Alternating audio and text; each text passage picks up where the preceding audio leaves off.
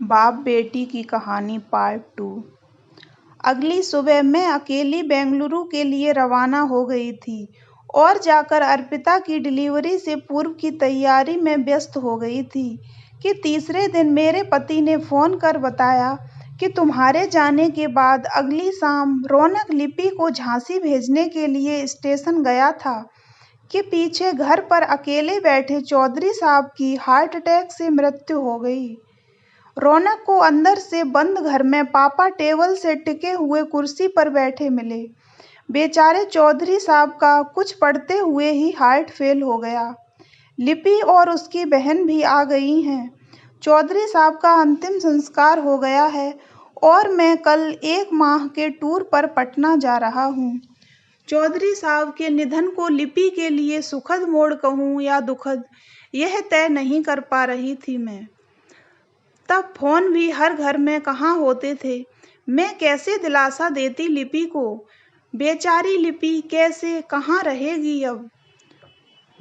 उत्तर को वक्त के हाथों में सौंपकर मैं अर्पिता और उसके नवजात बेटे में व्यस्त हो गई थी।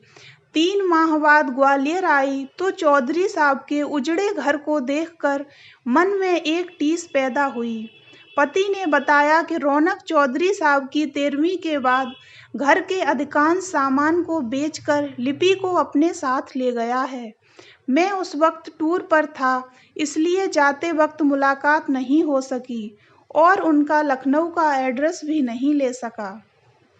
लिपि मेरे दिलो दिमाग पर छाई रही, लेकिन उससे मिलने की अधूरी हसरत इतने सालों बाद कनाडा में पूरी हो सकी। सोमवार को नून शिफ्ट ज्वाइन करने के लिए तैयार होते समय मिताली ने कहा, माँ, मेरी लिपि से फ़ोन पर बात हो गई है। मैं आपको उसके यहाँ छोड़ देती हूँ। आप तैयार हो जाइए। वह आपको वापस यहाँ छोड़ते समय घर भी देख लेगी। लिपि अपने अपार्टमेंट के गेट पर ही हमारा इंतजार करती मिली। मिताली के ऑफिस रवाना होते ही लिपि ने कहा, आंटी, आपसे ढेर सारी बातें करनी हैं। आइए पहले इस पार्क में धूप में बैठते हैं। मैं जानती हूँ कि आप तब से आज तक न जाने कितनी बार मेरे बारे में सोचकर परेशान हुई होंगी। हाँ लिपि, चौधरी साहब के गुजरने के बाद तुम ग्वालियर से लखनऊ चली गई थी। फिर तुम्हारे बारे में कुछ पता ही नहीं चला। चौधरी साहब की अचानक मृत्यु ने तो हमें अचंभित ही कर दिया था। प्रकृति की लीला बड़ी विचित्र है, मैंने अफसोस के साथ कहा। आंटी, जो कुछ बताया जाता है वह हमेशा सच नहीं होता। रौनक भैया उस दिन आपके यहाँ से आकर चुप पर बहुत आक्रोशित थे। पापा ने रात को शराब पीकर भैया से कहा कि अब तुम लिपि को समझाओ कि यह माँ के गम में रोना धोना भूलकर मेरा ध्यान रखे और अपनी पढ़ाई में मन लगाए। यह सुनकर भैया भड़क गए थे।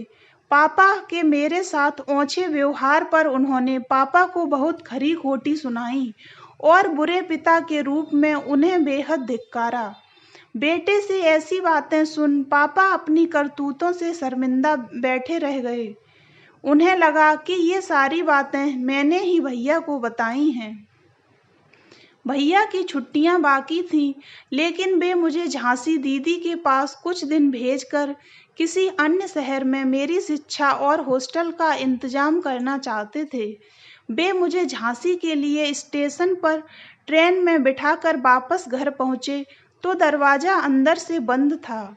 बार बार घंटी बजाने पर भी जब दरवाज़ा नहीं खुला तो भैया पीछे आंगन की दीवार फांदकर अंदर पहुंचे तो पापा कुर्सी पर बैठे सामने मेज पर सिर के बल टिके हुए मिले। उनके सीधे हाथ में कलम था और बाएं हाथ की कलाई से खून बह रहा था।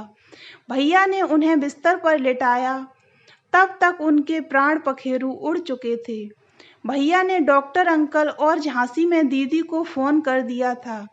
पापा ने शर्मिंदा होकर आत्महत्या करने के लिए अपने बाएं हाथ की कलाई की नस काट ली थी और फिर मेरे और भैया के नाम एक खत लिखना शुरू किया था। होश में रहने तक वे खत लिखते रहे, जिसमें वे केवल हमसे माफ़ी मांगते रहे। उन्हें अपने किए व्यवहार पर बहुत पछतावा था। वे अपनी गलतियों के साथ और जीना नहीं चाहते थे। पत्र में उन्होंने आत्महत्या को हृदयाघात से स्वाभाविक मौत के रूप में प्रचारित करने की विनती की थी।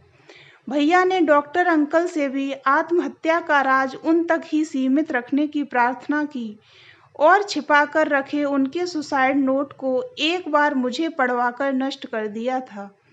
हम दोनों अनाथ भाई बहन शीघ्र ही लखनऊ चले गए थे।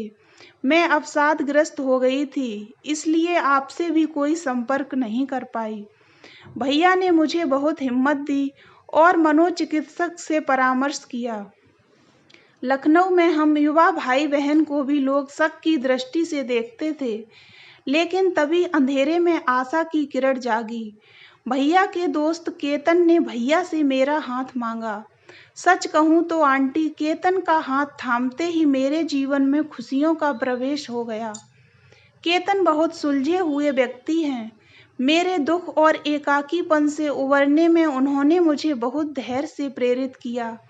मेरे दुख का स्वाभाविक कारण वे मम्मी पापा की असामयिक मृत्यु ही मानते हैं। मैंने अपनी शादी का कार्ड आपके पते पर भेजा था, लेकिन बाद में पता चला कि अंकल के रिटायरमेंट के बाद आप लोग वहां से चले गए थे।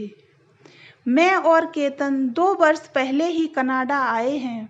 अब मैं अपनी पिछली जिंदगी की सारी कड़वाहटें भूलकर केतन के साथ बहुत खुश हूँ। बस एक ख्वाहिश थी कि आपसे मिलकर अपनी खुशियाँ बांटने की।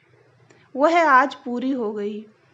आपके कंधे पर सिर रखकर रोई हूँ आंटी। खुशी से गलवहियां डालकर आपको भी आनंदित करने की चाह आज पूरी हो गई। लिपि यह कहकर गले में बाहें डालकर मुग्ध हो गई थी।